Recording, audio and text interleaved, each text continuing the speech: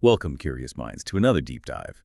Today we're cutting through the noise to bring you essential insights on a topic that's, well, critical for virtually every organization in our interconnected world. We're talking about cyber resilience. And this isn't just about surviving a cyber attack. It's really about thriving through it, building the kind of robust systems that allow you to adapt, maintain operations, and maybe even emerge stronger when the unexpected inevitably hits. Indeed. And our focus for this deep dive is a really powerful, though I think often underutilized resource. It's the Cyber Resilience Review, or CRR, specifically the Method Description and Self-Assessment User Guide, published back in April 2020 by Carnegie Mellon University. And look, this isn't just another dry technical manual. I mean, it really is a meticulously crafted blueprint. It's designed to help organizations understand, measure, and significantly strengthen their ability to withstand cyber disruptions and maintain those all-important critical services. It really represents a structured pathway that, moves beyond just checking boxes for compliance. It drives toward genuine, measurable capability. That's exactly right. So our mission today is basically to be your expert guides through this pretty comprehensive framework. We want to empower you to grasp precisely how organizations, maybe even your own, can rigorously self-assess their current cyber resilience capabilities. And then, crucially, how to systematically enhance them. Think of this as getting the ultimate shortcut, sort of, to becoming truly well-informed on this vital topic. We're going right to the source material itself, and we'll deliver it with all the practical details and nuanced understanding you really need if you're going to embark on such a crucial journey. Yeah, we're going to walk you through its whole architecture. We'll start by exploring its foundational origins, where it came from in the CERDR resilience management model. Then we'll systematically unpack each section of the guide, just as it's presented. This should give you a really clear step-by-step understanding of the entire process, from what the CRR actually is to the practicalities of how to use it, how to interpret the results, which can sometimes be a bit complex, and maybe most importantly, how to implement truly meaningful and sustainable improvements. Okay, let's start at the very beginning then. Section 1 of the guide. Understanding the guide itself, the purpose and audience. I mean, every instruction manual has a purpose, right? And an intended reader.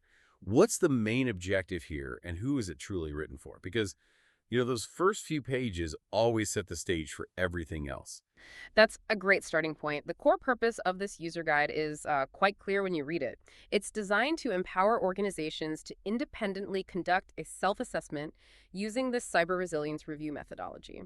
Its main aim is to provide a concrete, measurable insight into an organization's actual cyber resilience capabilities. Moving beyond just assumptions to data-driven understanding. More specifically, the guide serves multiple kind of interconnected functions. It offers a foundational overview of the CRR's structure and its, expensive content. It meticulously guides you on how to prepare for and actually conduct a self-assessment, including the real practical stuff like recording your responses and understanding the scoring mechanisms.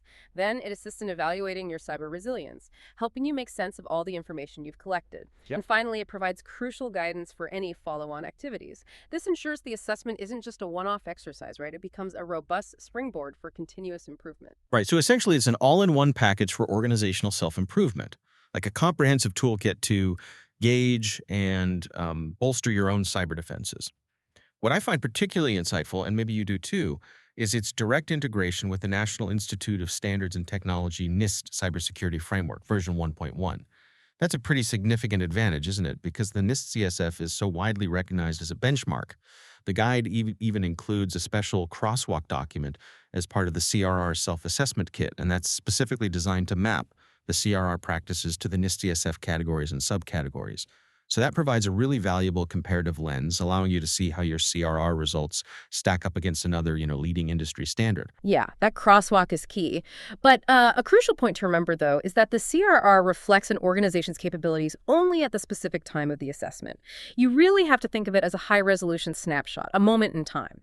It's not some definitive declaration of eternal strength or like a crystal ball predicting future performance. Now, while certain elements and questions within the CRR are designed to indicate an organization's ability to sustain practices over time, these assessment results, they shouldn't be relied upon as a conclusive prediction of future cybersecurity capability. The dynamic nature of cyber threats just means continuous vigilance and, frankly, regular reassessments are absolutely key. Okay, that makes sense. It's a point-in-time check. So given its practical nature, who is the primary user this document is trying to empower? Like, who should actually be holding this guide? Good question. This guide is primarily intended for the individual chosen by the organization to plan and facilitate the CRR self-assessment. This person is formally called the facilitator. And they're typically accountable to a sponsor within the organization who requested the assessment. Usually, that's a senior leader with a broad understanding of the critical service being assessed. The facilitator is really the linchpin of the entire process. They're responsible for ensuring high quality and reliable results, right from preparation all the way through generating and distributing the report, and even helping plan those crucial follow-on activities. They're the orchestrator, essentially. So if you're listening and you're stepping into that facilitator role, this guide is basically your Bible. It actually suggests reading it entirely, maybe not necessarily linearly, because activities might iterate or, require you to jump around a bit. For instance, sections 3 through 5 correspond directly to the 3 key phases. That's completing the self-assessment form, then interpreting the results report, and finally, those crucial follow-up activities. Section 2, on the other hand, gives you the big picture CRR overview. And Section 6 provides a brief summary, followed by essential appendices like a process checklist, a really helpful glossary of terms, and a list of references. It's truly designed to be a working document, something you'll keep referring back to as you navigate the process. It's like your personal operational manual for this whole thing. Exactly. You'll probably have sticky notes all over it by the end. Probably. Okay, let's peel back another layer then. Section 2. CRR, overview the method and its foundation. What exactly is the CRR method? Beyond just being a self-assessment tool, where did it come from? What makes it distinct? Understanding its roots really helps, I think. Yeah, context is important. The CRR is described as a, quote, lightweight assessment method. It was specifically developed by the Department of Homeland Security, DHS, with a very clear mission in mind. That mission was to evaluate the cybersecurity and service continuity practices of critical infrastructure owners and operators. And it's surprisingly extensive for something called lightweight question. It consists of 299 meticulously crafted questions. Traditionally, it's been delivered in like a 6 to 8 hour workshop led by actual DHS facilitators. They'd interview key personnel from various departments, cybersecurity operations, physical security, business continuity, the whole gamut. It's fundamentally an interview-based approach, designed to paint a really comprehensive picture of an organization's cyber defenses. Think of it like an intensive guided conversation. Right, that sounds incredibly thorough, almost like a full-scale audit, really.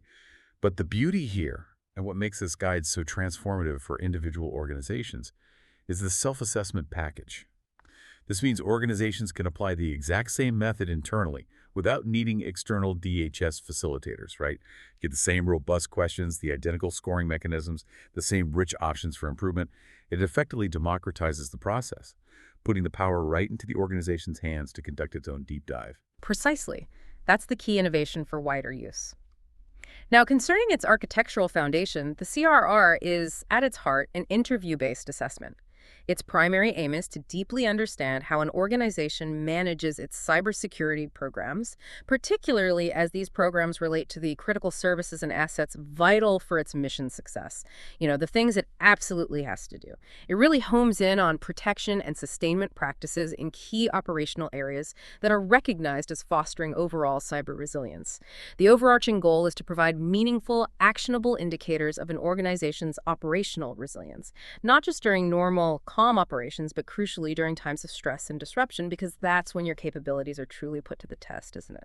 Absolutely. And what's particularly fascinating here, as you touched on earlier, is its intellectual foundation. The CRR isn't just something DHS kind of dreamed up in a vacuum. It's built on a widely recognized academic model, which gives it significant credibility and intellectual rigor. Yes, that's right. It's derived directly from the CERT Resilience Management Model, or CERT-RM. That was developed by the CERT division at Carnegie Mellon University's Software Engineering Institute, a really respected source. The CERT-RM itself is a capability-focused maturity model specifically designed for process improvement. It integrates best practices from both industry and government across 3 critical disciplines: security management, business continuity management, and IT operations management. So this means the CRR is far more than just a simple compliance checklist. It's underpinned by a robust, well-researched framework for managing comprehensive operational resilience. And that's key because it shifts the focus from simply meeting a standard to genuinely improving your ability to operate through disruption. So it's built on a real bedrock of proven methodologies. Now, the guide mentions 10 distinct domains of practice that the CRR rigorously examines. Can you give us a sense of the structure? Are they all weighted equally, or? Good question. Each domain represents important capabilities that contribute directly to overall cyber resilience.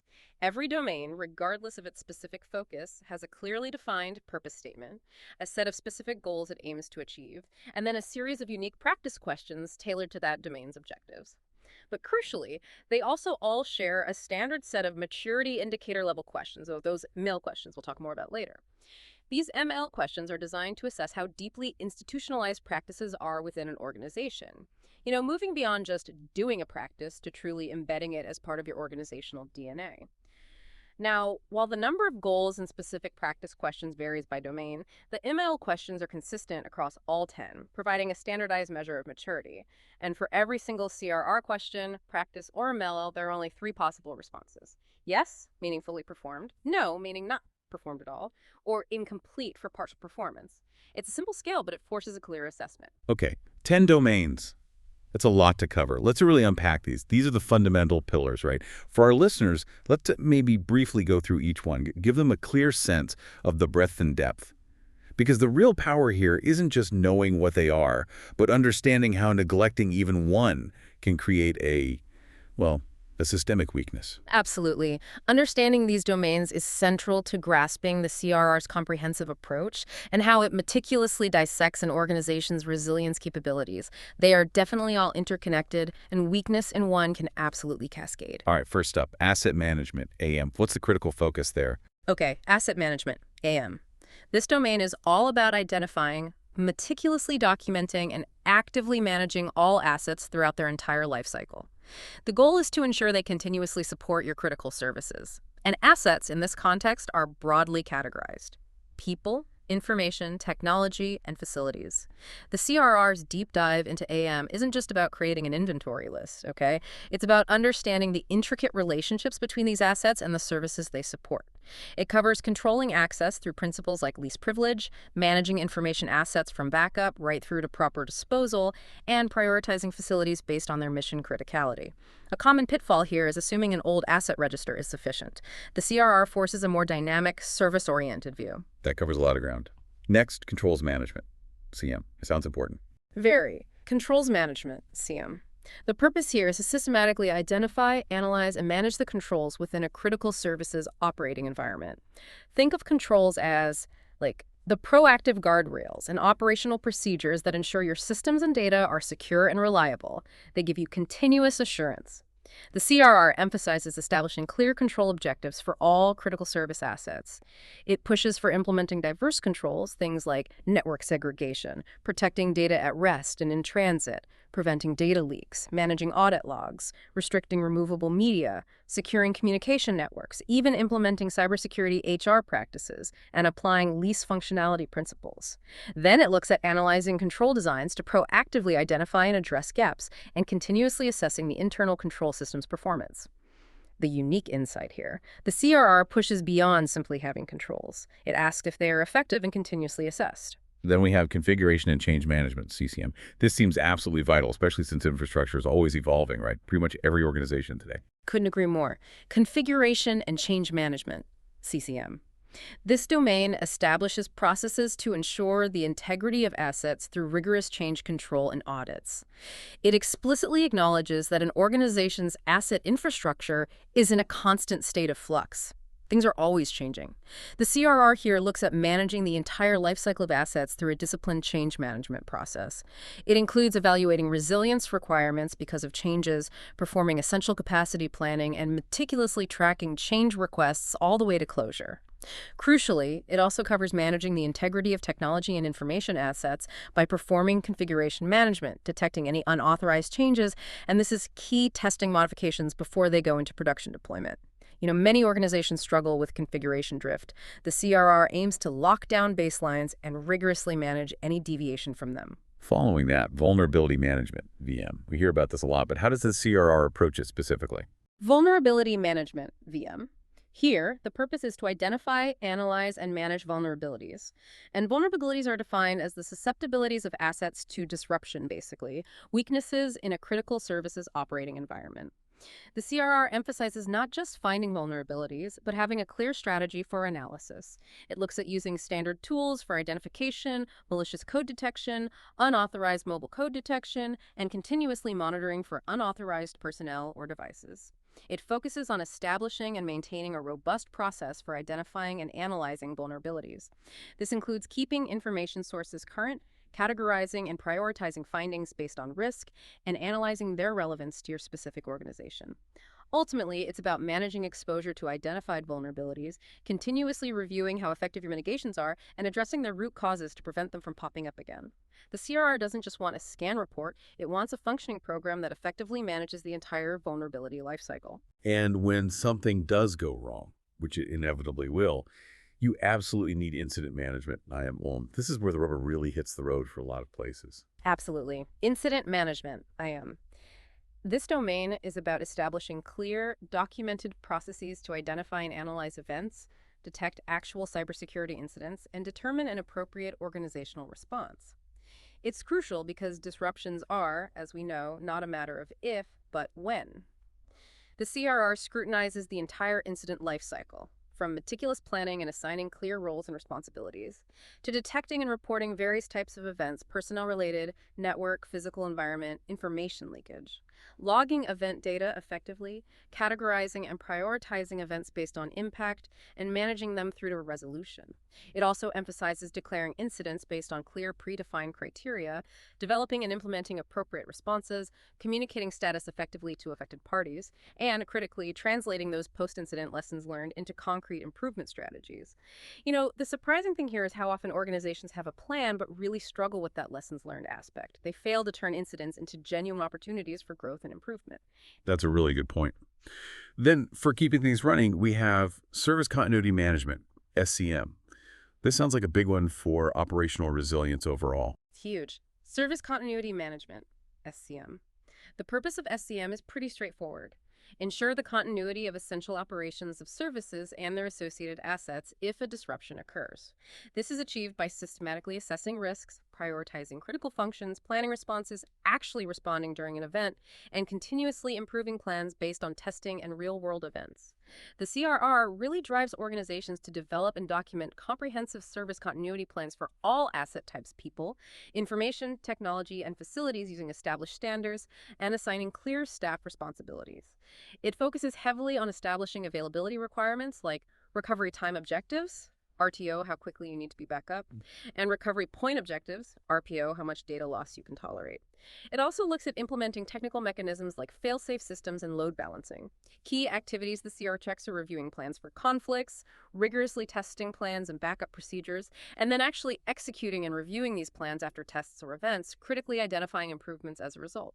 The CRR pushes beyond just simple disaster recovery to comprehensive service continuity. It's a broader concept. Okay, and risk management, RM. That's obviously a foundational concept in cybersecurity. But how does the CRR specifically frame it within this resilience context? Risk management, RM. Yes, it's foundational, but the CRR focuses it. It's about identifying, analyzing, and mitigating risks to critical service assets. The CRR specifically zeroes in on cyber-dependent operational risks, those risks that have the potential to directly interrupt your critical service delivery. Its goals include developing a clear strategy for identifying, analyzing, and mitigating these risks. It involves identifying the organization's risk tolerances and potential impact areas, things like reputation, financial health, regulatory compliance, and defining specific action triggers for when risk levels become unacceptable. It also involves actively identifying operational risks that could affect critical service delivery, analyzing these risks to determine their potential impact, assigning a disposition, deciding whether to accept, transfer, or mitigate the risk, and then developing concrete plans for mitigation and tracking those identified risks all the way to closure. The CRR ensures risks aren't just identified on a list somewhere, but are actively managed in relation to your most critical services. Right. And in our increasingly interconnected world, with global supply chains and outsourced services, external dependencies management, EDM, seems more critical than ever before. Oh, absolutely. It's huge now. External dependencies management, EDM. The purpose here is to manage controls to ensure the sustainment and protection of services and assets that rely on external entities. With outsourcing and complex supply chains being so common, this is just vital. The CRR requires organizations to identify and prioritize their critical external dependencies. what third parties are essential.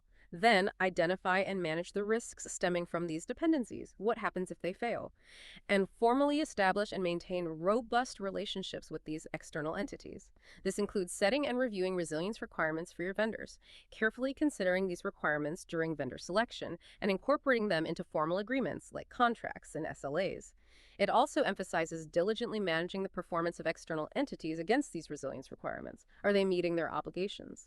And it also includes identifying dependencies on public services and infrastructure providers like telecommunications, power companies, or emergency services. Many organizations overlook this area, just assuming their vendors are covered. That's a really dangerous assumption the CRR exposes. Yeah, definitely a blind spot for some. And for the human element, which, let's face it, is often the weakest link, training and awareness, TA. Can't forget the people. Training and awareness, TA. This domain aims to develop the necessary skills and promote awareness for everyone supporting critical services. Its purpose is to ensure the organization's operational cyber resilience goals are met through targeted education and continuous acculturation. It's about building a security mindset. The CRR looks at establishing comprehensive cybersecurity awareness and training programs. It requires identifying specific awareness and skill needs across the organization and addressing any skill gaps for all roles: administrators, technicians, privileged users, senior executives, security personnel, even contractors. The domain then focuses on actually conducting these awareness activities and training programs, systematically evaluating their effectiveness, are people learning, and revising them as needed to ensure all staff understand their specific role in contributing to the organization's overall cyber resilience. It's really about building that human firewall, not just relying on technical ones. Absolutely. Finally, the 10th domain, situational awareness, SA. This sounds like it sort of ties everything together, giving you the big picture. It does, in many ways. Situational awareness, SA. This domain is about actively discovering and analyzing information related to your immediate operational stability and security posture, and then coordinating this information across the entire enterprise to foster a common operating picture so everyone relevant is working from the same playbook. The CRR pushes organizations to perform rigorous threat monitoring by assigning clear responsibility, implementing robust procedures, and ensuring resources are assigned and adequately trained for this task. It also covers establishing precise requirements for communicating threat information, who needs to know what, when, and how, to both internal stakeholders, like the critical service owner, incident management staff, and external stakeholders, like emergency management, ISACs, or other information sharing organizations. Finally, it's about the actual communication of this threat information, ensuring that assigned resources have the necessary authority, accountability, and proper training for this critical function. This enables timely and informed decision-making. The real insight here is that SA isn't passive. It's an active, coordinated effort to understand the evolving threat landscape and its potential impact on your specific operations right now. Wow. What's truly insightful here, looking at all 10, is how each domain really does build on the others. It creates a truly holistic, comprehensive view of cyber resilience. It moves beyond just isolated security controls to an integrated living system. And if you miss one, you really could undermine the whole structure, couldn't it? Exactly. It's a system, not just a collection of parts. Okay, now here's where it gets really interesting, I think. It moves beyond just what you do to how well you do it. We've seen these maturity indicator levels, or MIL-ALs, mentioned throughout the document. What exactly are they, and why do they matter so much for an organization's cyber resilience journey? It's not just a simple pass-fail, is it? No, definitely not pass-fail. It's far more nuanced and, frankly, more insightful than that. MIALs are the CRR's way of approximating the maturity of an organization's practices within those 10 cybersecurity domains we just discussed. How well are they actually doing these things? This approach is directly rooted in the CERT resilience management model, which posits that genuine maturity, real, lasting capability is intrinsically tied to how completely cybersecurity practices are institutionalized within the organization. It's really about how deeply ingrained these practices are, making them durable, repeatable, and reliable under pressure. So institutionalization, that isn't just about having a policy tucked away in a binder somewhere or, checking a box on a compliance checklist. It implies something much more profound about how an organization actually operates day to day, doesn't it? Precisely. It means cybersecurity practices become a deeper, more lasting, and fundamental part of the organization's operational DNA. They're not just temporary initiatives or projects.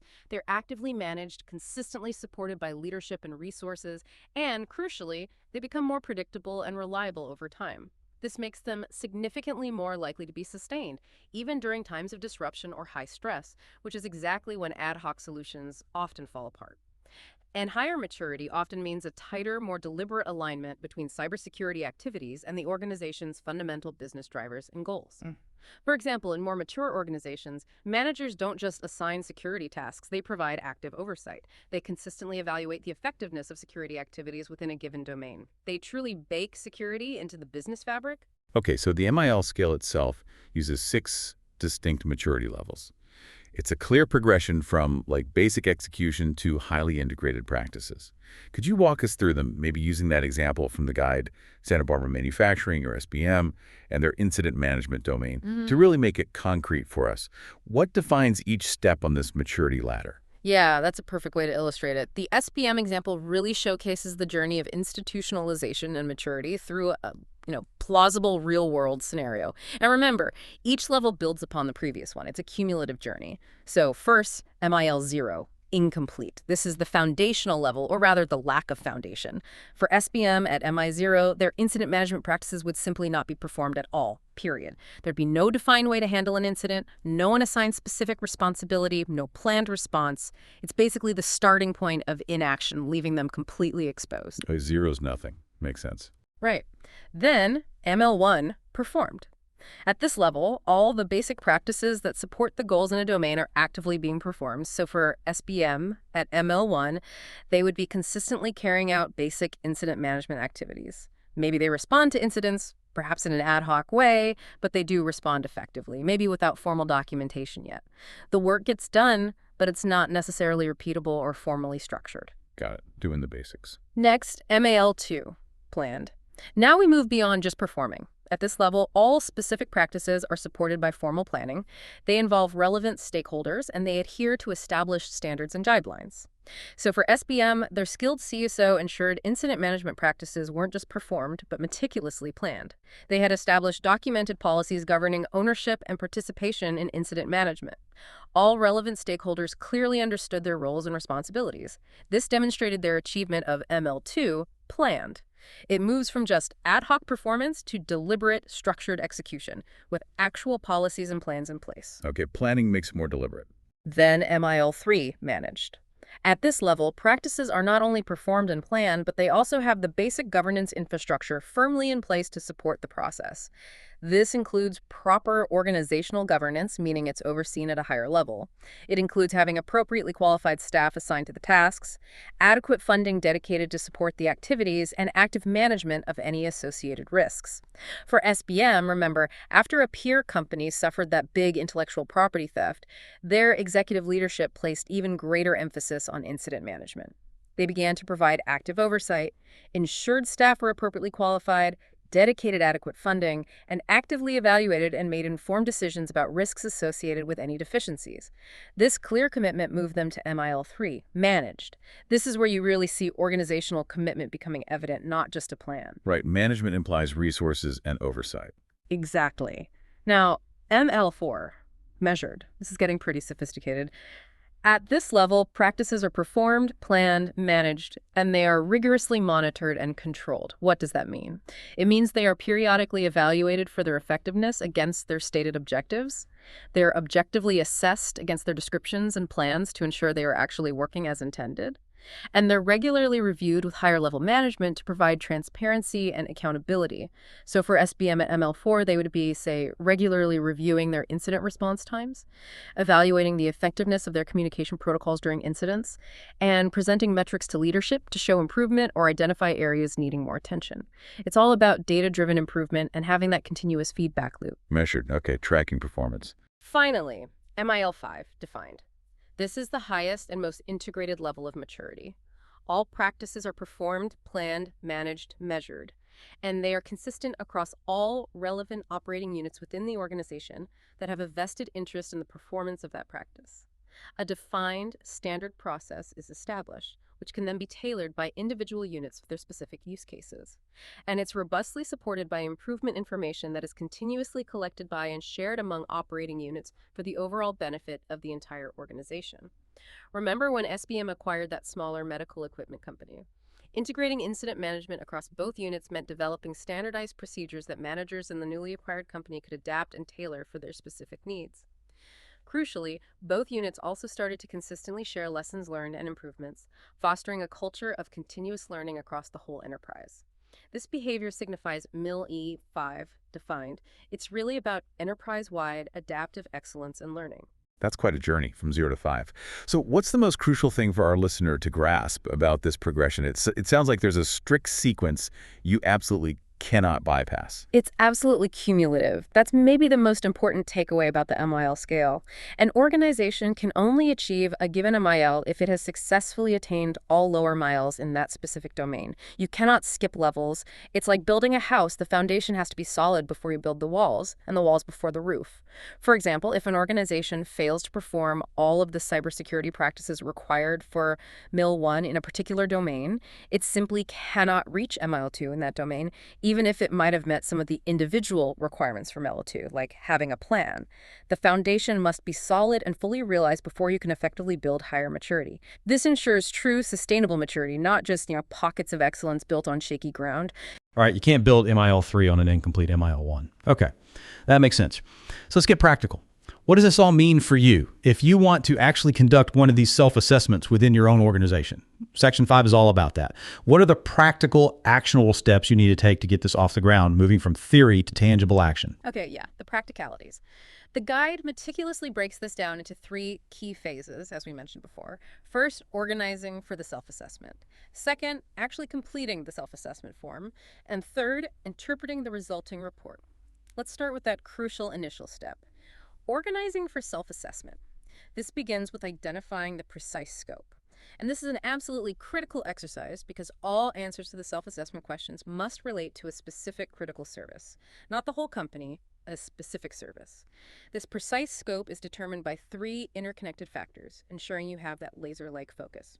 First, critical service scope. You have to ask, which specific service will be the central focus of this self-assessment? Examples could be anything from processing mortgage applications for a bank to electricity generation for a power plant. A critical service, as defined by the CRR, is a set of activities so fundamentally important that its disruption would severely impact the organization's operations or its core business mission. You need to pinpoint services that are, a significant or intrinsic part of the organization's mission, are maybe externally focused, delivering value to external stakeholders, and have identifiable ownership over their contributing assets. Okay, define the service first. Got it. Second, organizational scope. Next, you must define which specific parts of the organization are actually involved in delivering this critical service. This involved identifying who owns or custodies the necessary assets, who the key stakeholders are for this service, internally and externally, and what existing risks have already been identified for this particular service. It basically maps the human and structural elements involved in that service. Right, who's involved? And third, asset scope.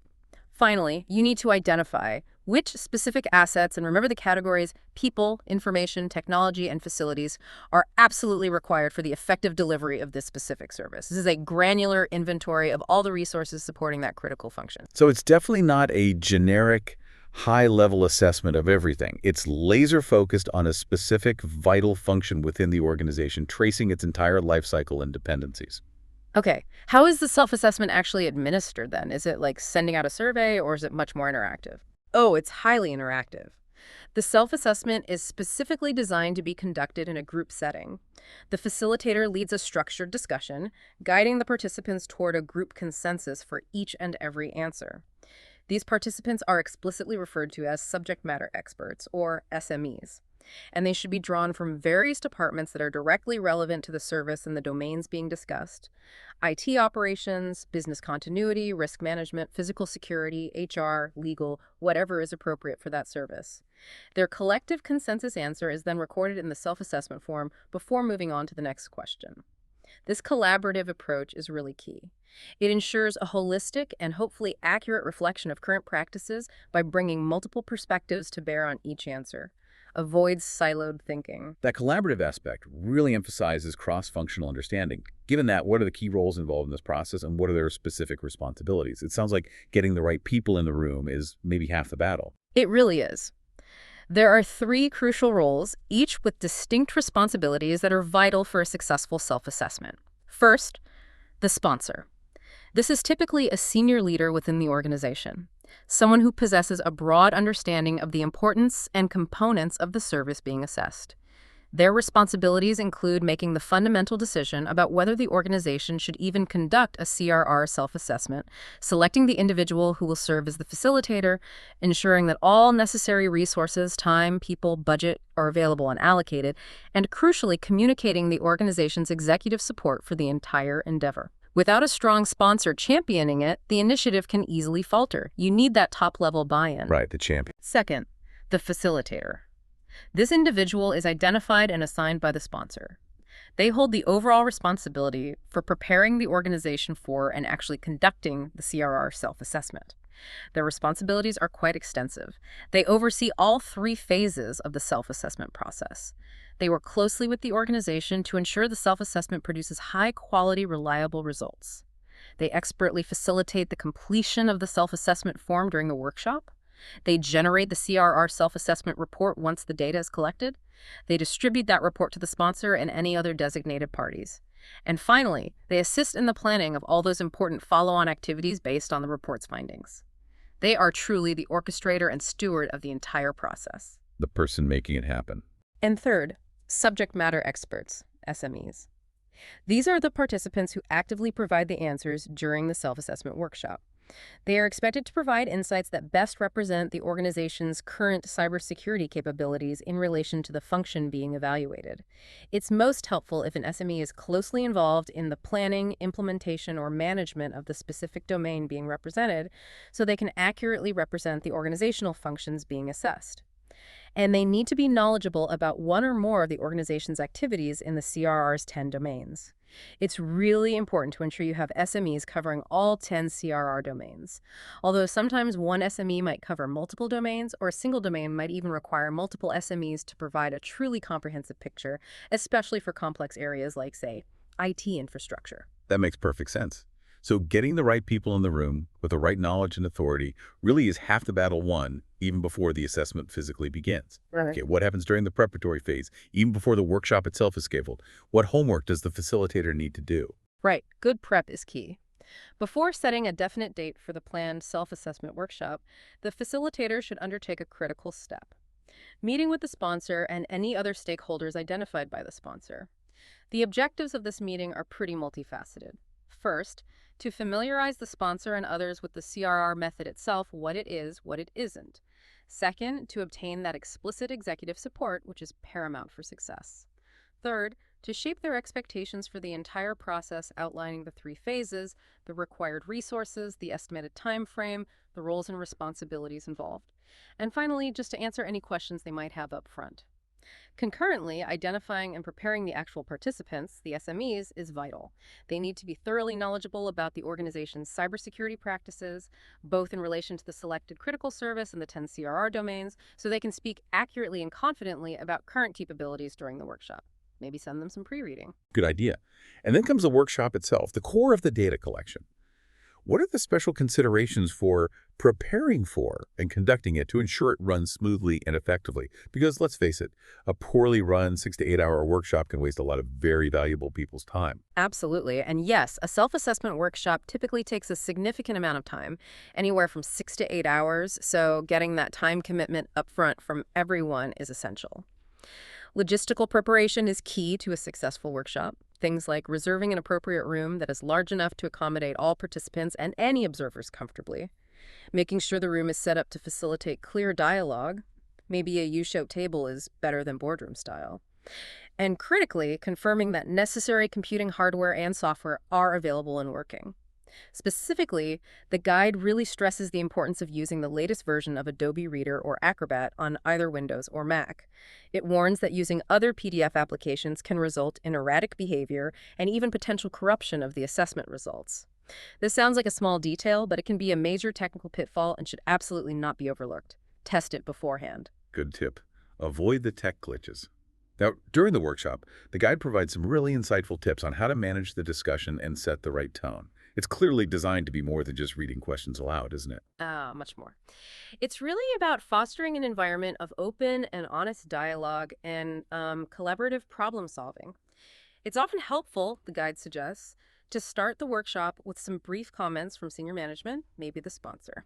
These comments can powerfully underscore the importance of the CRR self-assessment to the organization, maybe clearly identify the business drivers for the effort, and highlight the importance of active participation from everyone in the room. The facilitator should also remind participants right at the start that the survey is intended to provide a snapshot of the organization's cybersecurity posture at that specific moment in time, and that it serves as a really valuable opportunity for open discussion and teamwork across various departments, breaking down silos. The guide highlights several crucial topics for discussion right at the beginning to ensure everyone is on the same page before you dive into the questions. First, organization's vocabulary. Clarify any CRR terms that might differ from your internal terminology to prevent misunderstandings and ensure consistent interpretation, like what do you call an asset? Second, agreed upon service and scope. Reiterate the specific critical service being assessed and its defined scope to keep discussions focused and relevant. Keep bringing it back to that service. Third, organization's environment. Briefly discuss the broader context of the organization's operating environment, maybe recent changes, major projects which can add valuable context to the evaluation of the service. Fourth, implemented practices. This is super crucial. Participants must only consider practices as they are implemented on the day of the workshop. They should explicitly not consider planned activities or practices that are merely in process of implementation or practices that are so outdated they're considered unusable, like that dusty disaster recovery plan no one's looked at in 5 years. It's about current reality, warts and all, not future intentions or past relics. Fifth, 3-point response scale. Quickly review the precise meaning of yes, no, and incomplete for each question to ensure common understanding and consistent application among all participants. And sixth, follow-on activities. Briefly discuss how the self-assessment results will actually be used within the organization's overall cybersecurity program. This helps participants understand the purpose and value of their contributions, emphasizing that the next steps will be based on the organization's identified risks and desired maturity levels, not just some raw score they have to defend. Right. That last point seems important for buy-in. So the facilitator's role sounds less like an examiner just, collecting answers, and much more like a coach or a guide, navigating potentially complex and maybe even sensitive discussions. Precisely. That's the perfect analogy. They are there to guide participants through the questions, actively encouraging open dialogue and consensus building, rather than providing the answers themselves or judging. It's really about helping the group collectively reach a shared understanding of their current capabilities and then formulate realistic next steps together. Sometimes the facilitator needs to gently remind participants to focus on the intent behind a question, maybe using the built-in CRR question guidance for clarity, rather than getting bogged down in the specific phrasing if it doesn't quite match their internal language. It's about extracting the truth from the discussion, not winning a semantic debate. Okay. So once everyone is on the same page, the discussions are flowing, hopefully and constructively. How do you actually complete the self-assessment form itself? What's the interface like? And are there any common traps to avoid during data entry? The CRR self-assessment package itself is delivered as a single, comprehensive Adobe PDF file. Pretty neat, actually. This file is ingeniously designed to be a complete, self-contained tool. It includes the entire CRR question set, packed with that helpful built-in guidance. It has a straightforward method for collecting and inputting answers. It has automated scoring functions that crunch the numbers for you later. And it generates a detailed report of the results, all in one file. You use simple interface elements like text fields for entering profile information, drop-down boxes for certain selections, and mainly checkboxes for the core questions. For instance, you check yes if the activity is fully performed, no if not performed at all, and incomplete if it's only partially performed. It's designed to be quite user-friendly. Okay, simple interface. Now, I noticed from the guide that some questions are tagged as cross-asset and others are per asset. Can you clarify that distinction? It seems important for getting the right level of detail. Yes, that's an important design element, and honestly, it can be a common area for confusion if it's not explained clearly up front. The CRR divides assets into those 4 fundamental categories we mentioned: people, information, technology, and facilities. Some questions in the assessment are designed to apply broadly across all these asset categories. So for those, you provide a single yes, no, or incomplete response that applies equally to how you manage people, info, tech, and facilities in that context. However, other questions are explicitly marked as per asset. This means they require a separate, distinct answer for each of the 4 asset categories. This forces a much more granular assessment of how each asset type is managed within that specific practice. This design allows for both a high-level overview and specific deep dives where necessary, and it's really good at highlighting discrepancies like maybe you manage tech assets really well for a practice, but people or facilities are lagging behind. There is also a convenient clear button for each question if you make a mistake and need to reset an answer. And a very helpful feature is that built-in guidance. Simply hovering your mouse over a little icon reveals pop-up information that clearly explains the question and its answer options. Super useful during the workshop. There's also an Other Observations text box at the end of each domain section. This is a really valuable space to capture specific reasoning behind answers, contextual notes, or organization-specific information that doesn't fit neatly into yes, no, incomplete. And importantly, any text entered here is copied verbatim into the final report, so it preserves that context. And one final, absolutely vital tip from the guide, which I'll repeat: frequently save the document throughout the assessment process, especially after completing a domain or a long discussion. You really want to prevent any potential data loss from a crash or mistake. That's a trap you definitely want to avoid at all costs. Yeah. Save early, save often. Good advice for anything. Yep. Okay, so after all that careful data entry, all the group consensus building, you press a button and poof, a comprehensive report appears. That sounds almost magically easy after all that detailed, potentially tough discussion. Well, it feels a bit like magic, but that's essentially it. Once the facilitator has meticulously entered all the information into the form and, crucially, saved the file one last time, the report is generated simply by clicking the Generate Report button. This button is conveniently located on a transition page at both the beginning and the end of the assessment question section, so you can't miss it. Adobe, leveraging its built-in analytical capabilities within the PDF, then analyzes all the recorded answers, yes, no, incomplete, for every question, and automatically populates the report section of that same document with the detailed results. Once generated, that report can then be easily printed just by clicking the Print Report button on the same transition page. This gives you a tangible output of all the collective effort. So yeah, the hard work is definitely in the preparation, the facilitation, the discussion, and achieving that consensus, not necessarily in the final data processing. That part is pretty easy. Okay, makes sense. So Section 6. Interpreting the CRR self-assessment report. You've done the assessment, you've pored over the questions, group consensus has been reached, the button has been pressed. Now for the payoff. Understanding your report. How are these scores actually determined? It's clearly more complex than just a raw count of yeses, right? Especially with those MIL levels involved. Indeed, the scoring is quite hierarchical, as we hinted at earlier. And it's designed specifically to give you that nuanced picture of your cyber resilience maturity. It's all about those maturity levels. Performance on the individual practices, the yes, no, incomplete answers, determines the scores for each specific goal within a domain. Are you achieving the objectives for that goal? These goal performances then, in turn, determine the final score for each domain, which is expressed using that familiar MIL scale, from MIL0 up to MI5. And remember, MIL0 and MIL1 represent basic practice performance. Are you just doing the things you need to do? While MIL2 through MIL5 indicate those increasing levels of institutionalization, meaning those practices are more deeply embedded, managed, measured, and reliable within the organization. Right. So what are the fundamental rules that govern this scoring mechanism? Can you lay it out for us in clear terms? How does a no on one question impact the overall MIL? Okay, there are 4 fundamental rules that dictate how the CRR tallies up your results. They're pretty strict.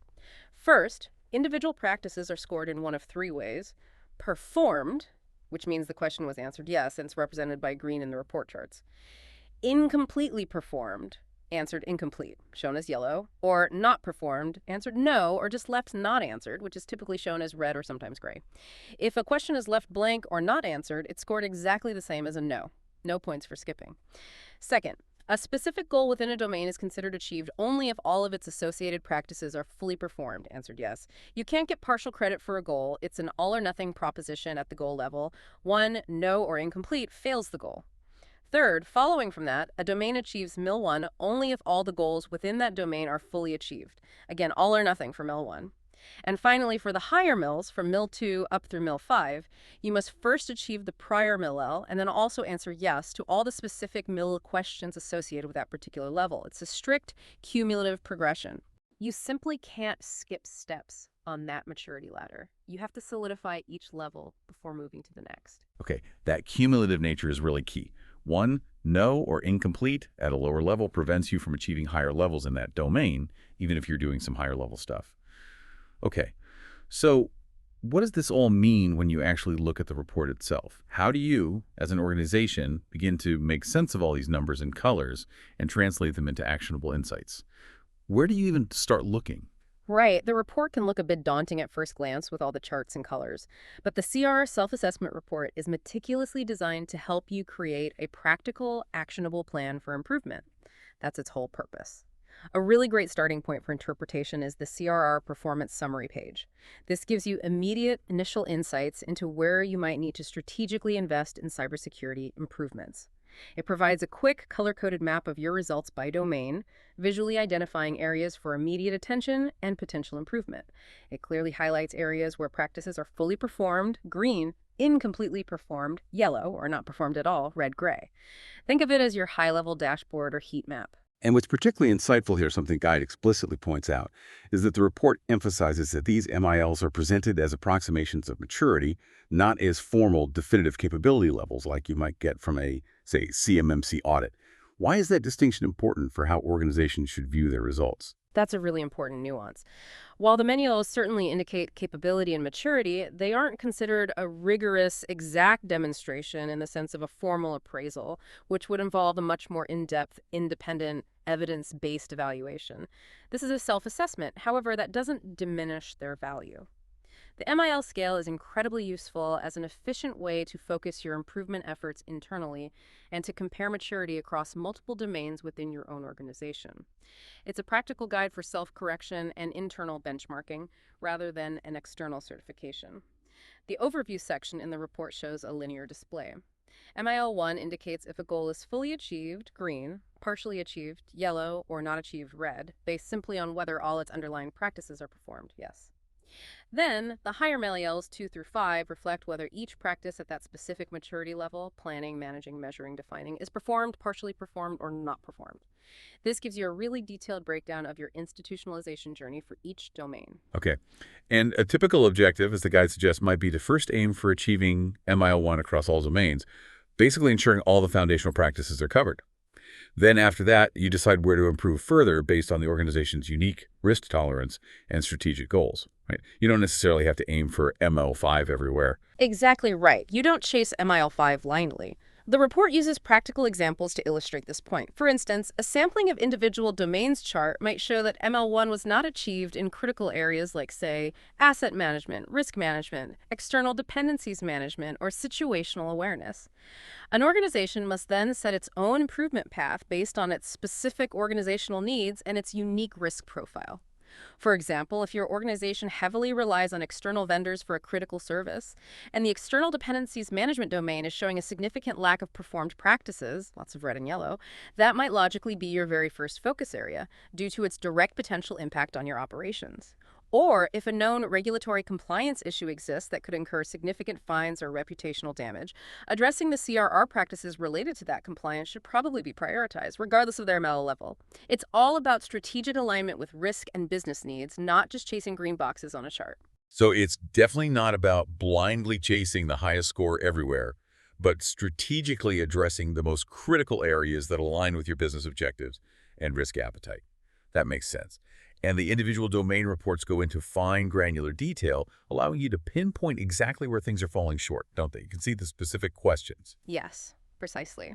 The report includes detailed figures for each domain, like the Asset Management Individual Domain Report example in the guide. These provide deep question-level detail, allowing you to pinpoint exactly where capabilities are lacking or where they are robust. The example in the guide shows that for a hypothetical organization, by focusing specifically on prioritizing, reviewing, and defining resilience requirements for facilities, which corresponds to Goal 7 within the asset management domain, that organization could theoretically jump from its current MEL-1 status all the way to ALA-5 in that domain, assuming all other higher-level practices were already being performed. However, the report is quick to add that crucial caveat. If your organization's risk analysis indicates that facility-related practices aren't actually a high priority because you only have one well-protected facility and robust offsite backups, then your limited resources might be better focused elsewhere, even if it doesn't give you that quick LO jump. The overarching point, again, is to prioritize based on the highest risk to your critical services, not just to achieve a higher MLL number for its own sake. It always needs to circle back to impact and business alignment. Okay. And what about those domains that are already doing pretty well? Does the report offer guidance there too? Or is it really only about identifying the weaknesses? No, it offers guidance there as well, which is useful for optimization. The Controls Management Individual Domain Report example in the guide provides an excellent illustration of this. In this scenario, to achieve MIL2 in controls management, perhaps all that's needed is to implement clear standards and guidelines for controls management activities, maybe a relatively simple and low-cost task, like documenting existing procedures better. Now, if all other higher-level practices like management, oversight, measurement, etc. were already being performed, this singular action could potentially swiftly propel the organization to MEL of 5 in that domain. But, and this is where that critical thinking and strategic prioritization come in again, if other domains like, say, configuration and change management, training and awareness, or incident management are lagging significantly, perhaps still stuck at MEL 1 with lots of gaps, then your limited resources, time, money, people, might be better directed there first, addressing those foundational weaknesses. It's always about that strategic allocation of effort, focusing on the most impactful improvements across the board, rather than just optimizing an already strong area simply to get a higher number on the chart. It's a resource allocation tool as much as an assessment tool. Makes sense. Balance the effort. The report also offers different views, like the CRR MIL1 Performance Summary. How does that differ from the other summary views we've discussed? What's its specific purpose? Right, there are several views designed for different levels of analysis. That specific view, the CRR MIL1 Performance Summary, gives you an in-depth summary focused only on the ML1 goals and practices for each of the 10 CRR domains.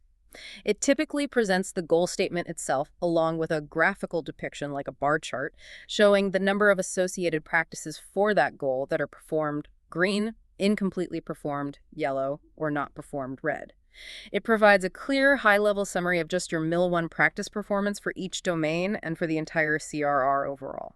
It makes it really easy to quickly grasp where those foundational basic practices might be missing across the board. It's like a quick operational snapshot of your baseline capabilities. Okay, so ML1 focused. And you mentioned another view, the CRR MIL1 Performance Depiction. How's that different again? Finer detail. Yes, even finer operational detail. Still focused on MIL1, but maybe breaking it down differently. For instance, the guide mentions that in a vulnerability management scenario, this view might reveal specific insights, such as maybe your facility assets are not being managed for vulnerabilities as well as your other asset types, like information or technology assets. This granular view, comparing asset types within MIL1 practices, is really invaluable for aiding in the identification of specific discrepancies and how different asset types are being managed across the organization, even at that foundational level. Helps you spot inconsistencies. There's also a comprehensive CRR performance view located back in Appendix A of the report. The guide describes this as giving an even more detailed operational view of the entire CRR, allowing for almost forensic level analysis if you really want to dig deep into every single practice across all MILs. Wow, okay, lots of ways to slice the data. And I see it also pulls together a summary of CRR results figure and a separate percentage of practices completed by domain figure. The guide emphasizes that these should be used together, right? Why is looking at both important to get the full nuanced picture? Absolutely. You definitely need to look at both in conjunction. They tell complementary, sometimes contrasting, stories that reveal important nuances about your maturity. For example, the summary of CRR results, figure 13 in the guide, might clearly show that MIL was not achieved for the asset management domain. It's red or yellow at the ML1 level. However, figure 14, the percentage of practices completed by domain, could concurrently reflect that, say, 95% of those asset management domain practices are in fact performed. Yes, This immediately reemphasizes that strict cumulative nature of the MIL-Ls we talked about. To achieve a MIL-L, all practices at all lower MILs, including MIL-1 itself, must be fully performed. So even if 95% of the practices are done, that missing 5%, maybe just one or two key practices answered no or incomplete, means you haven't fully reached MIL-1, and thus you absolutely cannot progress to MIL-L2 or higher in that domain. It highlights that near perfection at the lower levels is an absolute prerequisite for achieving higher maturity and institutionalization.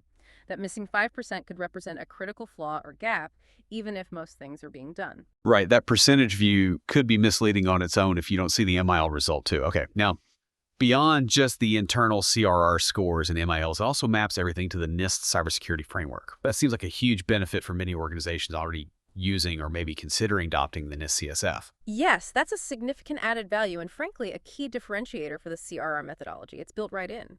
The CRR self-assessment explicitly enables an organization to assess its capabilities relative to the NIST CSF version 1.1.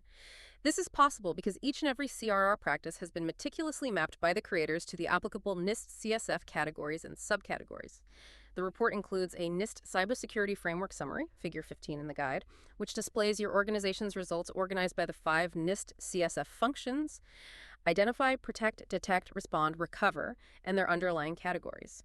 For example, the report might show that an organization is performing, say, 63% of the CR practices that map into the NIST Identify function. But digging deeper, it might reveal they are incompletely performing all the practices related to the risk management strategy category within that function. The report would then suggest that this organization might want to prioritize improvements in that specific NIST category. There are also more detailed NIST CSF depictions back in Appendix A, like the category summary, figure 16, which shows performance based on CRR responses, noting that multiple CRR practices can sometimes map to a single NIST category. And the NIST Cybersecurity Framework category performance view, figure 17, acts as a dynamic crosswalk. It helps users clearly see exactly which CRR practices align with specific NIST CSF categories and subcategories, and critically, how their improvement efforts tracked via the CRR are progressing against that widely recognized framework. It's a tremendous bridge between the two frameworks. That is really useful. Finally, the report doesn't just show you the gaps and map them to NIST. It actually gives you options for consideration. That sounds like highly actionable advice, moving beyond just problem identification towards actual solutions. Correct. And this is another really valuable part of the report. These options for consideration are precisely what they sound like: potential paths or concrete suggestions for improving the performance of each practice where you answered no or incomplete. They are strategically displayed in a grid right below the organization's results for each goal within each domain report section.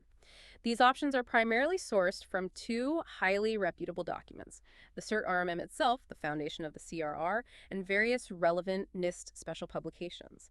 A full list of these source documents is provided back in Appendix C of the guide. For instance, the options pulled from CERT RM even include a root reference back to the relevant specific goals and practices within those source documents, providing direct traceability if you want to read more. This provides concrete, actionable guidance. It effectively bridges the gap between identifying a problem we're not doing practice X well and knowing how you might go about fixing it. Here are some established best practices for doing X, drawing directly on established recognized best practices. So wrapping up the reporting section, what does this all mean for actually identifying the gaps and then setting a clear strategic path forward for improvement? How does the guide summarize that process? All right, pulling it all together. The CRR meticulously evaluates your maturity across those 10 domains and points to specific gaps in practice performance, giving you precise areas to focus on. A plan for improvement is then guided by a systematic process outlined in the guide. First, you perform a thorough evaluation of the self-assessment results, really understanding the scores, the MIL-Ls, the NIST mapping. Second, you precisely identify these practice performance gaps, the no and incomplete answers. Third, and this is critical, you align each domain's practices with your organization's specific mission, its strategic objectives, and the specific risks to its critical infrastructure. This alignment results in defining a target maturity level, a target MIL, for each domain, which the organization determines for itself based on its needs. This target is not externally prescribed, it's custom tailored to your context. Finally, it involves reviewing those helpful options for consideration in the report to brainstorm potential solutions and develop concrete implementation strategies. The guide includes a very useful recommended process for using results table, Table 6, that clearly outlines the inputs, activities, and outputs for performing these evaluations, analyzing the gaps, prioritizing and planning actions, and then implementing those plans. And critically, the guide reiterates that the CRR doesn't prescribe that organizations should reach specific Ls across the board. Instead, the organization itself determines its appropriate improvement plan based on its own unique objectives, its specific threat profile, and its unique risk environment and tolerance. It's a powerful tool for self-directed improvement, not a rigid one-size-fits-all mandate. Okay, perfect. That sets us up for the final section, Section 7, making improvements, closing the gaps. This is where the rubber truly meets the road, isn't it? You've done the assessment, you've meticulously interpreted the report, you've identified the gaps based on your own targets. Now, what do you do with all this information to actually make your organization more resilient and achieve that thriving state we talked about way back at the beginning? Exactly. This final section of the guide focuses precisely on that. Initiating a structured, data-driven process improvement project based on your CRR results. You should really think of it as a continuous cycle, an iterative loop that keeps pushing your organization forward towards better resilience. The cycle looks like this. You perform an evaluation, which is the self-assessment itself, providing your baseline. You meticulously analyze any identified gaps between your baseline and your target state. You then prioritize and plan concrete actions to close those gaps. And finally, you implement those plans. The CRR self-assessment provides the essential baseline, that crucial current state snapshot for initiating and guiding this entire dynamic cycle. It acts as your compass for improvement. Okay, so let's dive into that analyze identified gaps phase first. How does an organization actually go about defining its target state, the desired future level of resilience, and then pinpointing exactly what's missing to get there? The guide offers a couple of ways, right? Yes, the guide recognizes that organizations might be at different starting points. So the core goal here is to precisely define your target state, that is, the optimal level of practice performance and MYIL achievement for each domain that will best enable your organization's overarching business objectives and its specific cybersecurity strategy. The guide provides two distinct methods for achieving this definition, catering to different levels of familiarity with the CRR itself. First, Method 1, primarily for new CRR users. If you're relatively new to the CRR methodology and maybe haven't previously established specific maturity targets, you can efficiently use the results of your recently completed assessment as your starting point. You systematically go through all the practices in the report that received a no or incomplete response. For each of these identified gaps, you critically determine if that specific practice needs to be performed to meet your organization's specific business and cybersecurity objectives. Is this gap actually important to us? If the answer is yes, you clearly document that practice as needing improvement. If no, you can perhaps deprioritize it for now. This documented list of needed practices, the important gaps, combined with what you're already doing well, the yes answers in your report, effectively becomes your target state and, very conveniently, your immediate list of prioritized gaps to address. It's a very practical, results-driven approach that builds directly on your current assessment findings. Okay, that sounds straightforward for newcomers. Well, What's the second method? Method 2, often for more experienced CRR users. If you're more familiar and experienced with the CRR and its practices, maybe you've done this before, you can adopt a more proactive, forward-looking approach. In this method, you actually walk through the CRR practices before even conducting the next assessment, specifically to identify and define your target state up front. You review each practice within each domain and determine, based on your strategy and risk assessment, if it needs to be performed to align with your organization's goals and objectives, regardless of whether you're doing it well yet or not. What should our ideal state look like? This carefully curated selection of practices becomes your defined target state of practice performance. You then compare this desired state against your actual assessment results, once that assessment is completed, to pinpoint exactly where the existing gaps lie between where you are and where you want to be. This method allows for a more strategic, perhaps aspirational, definition of your ideal cyber resilience posture right from the outset, driving the assessment rather than just reacting to it. Got it. So either way, whether you're new or experienced, you end up with a clear, prioritized picture of what's missing and what needs to be tackled first to reach your desired level of resilience. But, identifying gaps is one thing. How do you move from that analysis to actually making concrete plans for improvement? What's often the biggest hurdle organizations face at this stage? Is it just resources? That's a crucial transition. And yes, resources and competing priorities are often the biggest hurdle. After that thorough gap analysis is complete, the next vital step is to prioritize and plan the actions needed to fully implement the practices that will enable the achievement of your desired capabilities or target state. This prioritization absolutely needs to be a thoughtful, deliberate process, based on a clear set of criteria agreed upon within the organization. The guide suggests criteria like: how severely do the identified gaps affect your organizational objectives and critical infrastructure? What's the criticality or importance of the specific business objective supported by the domain where the gap exists? What's the estimated cost, money, time, effort of implementing the necessary practices to close the gap? And realistically, what's the availability of resources, both skilled people and budget, to actually implement those practices? Conducting a robust cost-benefit analysis for each identified gap and potential action can really help inform and solidify these prioritization decisions. It helps you make a solid business case for the necessary investments. Once the actions are prioritized based on risk and impact, the organization then develops a detailed improvement plan. Ideally, this plan should have a clear organizational sponsor who owns it and champions it, and it must have explicit responsibilities assigned for its implementation to specific individuals or teams with timelines and metrics. Okay, a prioritized plan with ownership. And then the final and most critical phase, the actual implementation. This is where all the planning and assessment translate into tangible changes that hopefully truly enhance resilience. What's the key to making this successful and, just as importantly, sustainable over the long haul? Right, the execution. The final phase is simply to implement plans. For these plans to actually succeed and for real, lasting improvements to materialize, organizations absolutely must commit adequate resources. This isn't just about good intentions or launching a one-off project. It requires having people with the necessary skills available to accomplish the planned tasks, and it requires a sufficient dedicated budget allocated to support the activities over time. Resilience isn't free. Continuous support from leadership is also vital throughout the implementation process. This includes rigorously tracking progress against the defined plan, addressing roadblocks as they arise, and importantly, recognizing and celebrating accomplishments along the way to maintain momentum and morale. Improvement can be a long journey. It's also really crucial, the guide emphasizes, that organizations periodically reevaluate their business objectives and the constantly evolving risks they face. The cybersecurity landscape changes daily, right? New threats emerge, vulnerabilities are discovered, business priorities shift, regulations change. So, your desired capability profile, your target state, might also need to adapt accordingly over time. It's not static. Therefore, conducting regular reassessments using the CRR self-assessment package is absolutely key.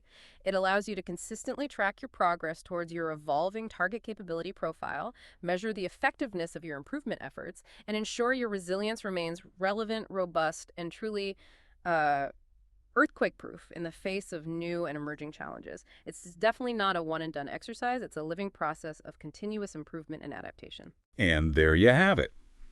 That was quite a deep dive into the CyberResilience Review Self-Assessment User Guide. From its powerful foundation in the CERT-RMM to its 10 critical domains, that nuanced MIL scale, and the practical steps for assessment and improvement, it's truly a robust and, I think, very powerful tool for understanding and significantly improving an organization's cyber resilience. It really feels like a living roadmap for continuous improvement, not just some static document you read once. Absolutely. We've seen how this self-assessment is far more than just another checklist or a simple audit you have to endure.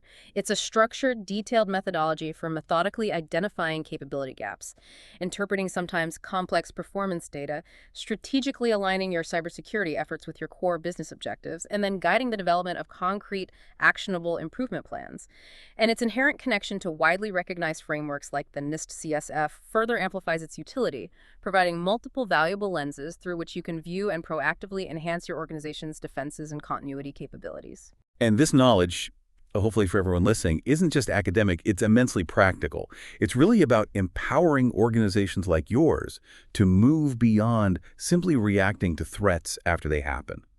It's about proactively building that robust fortress, if you will, that can not only withstand the storm, but actually allow your organization to maintain critical operations and protect what matters most when the inevitable cyber challenges arise. It's about achieving true resilience, not just focusing on survival. Well put. So after today's deep dive into this blueprint, maybe the question for you listening is, what part of your organization's cyber structure needs shoring up the most right now? And based on what we've discussed, what's the first practical step you could take to find out and truly begin that journey towards greater, more measurable resilience? A great question to ponder. And remember, if you or your organization needs additional assistance on this crucial journey, the Department of Homeland Security's Cyber Advisor at hq.hs.gov email address is provided as a resource in the guide, potentially offering further support and expertise. Until next time, keep digging deeper into what makes your organization truly resilient.